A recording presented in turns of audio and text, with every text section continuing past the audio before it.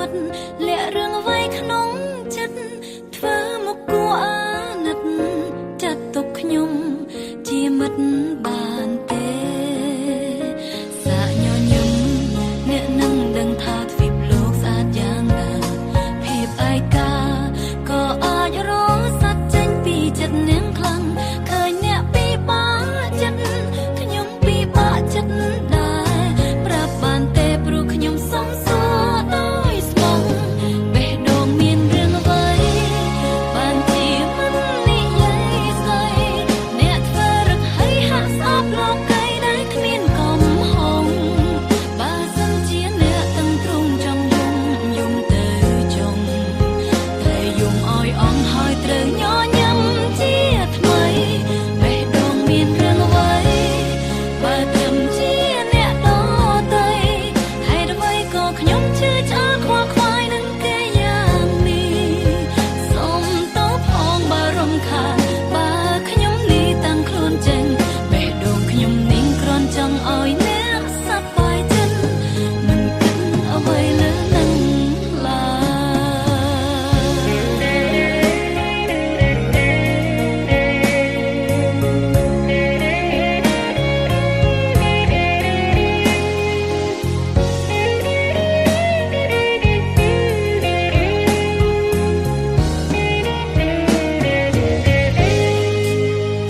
សាក់ញញឹម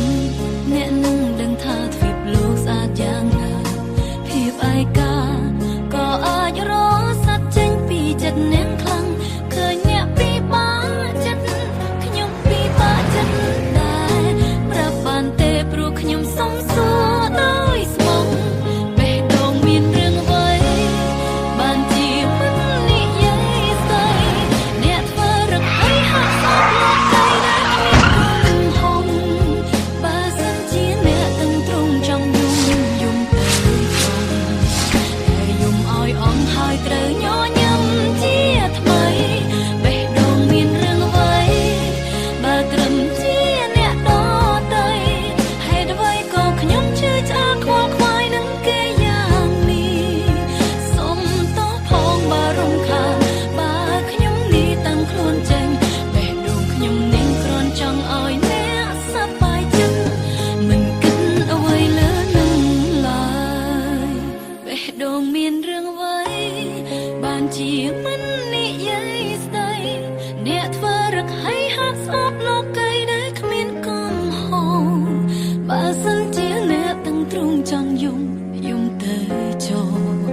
តែយំអោយអងហើយត្រូវញញឹមជាថ្មីបេះដូងមានរឿងអ្វីបើត្រឹមជាអ្នកដទៃហេតុអ្វីក៏ខ្ញុំជឿឆ្អើរខ្វល់ខ្វាយនឹងគេយ៉ាងនេះសូមតបផងបើរំខានបើខ្ញុំនេះតាំងខ្លួនចេញបេះដូងខ្ញុំនេះគ្រាន់ចង់ឲ្យអ្នកសប្បាយចិត្តមិនគិតអ្វីលើនឹងឡើយបេះដូង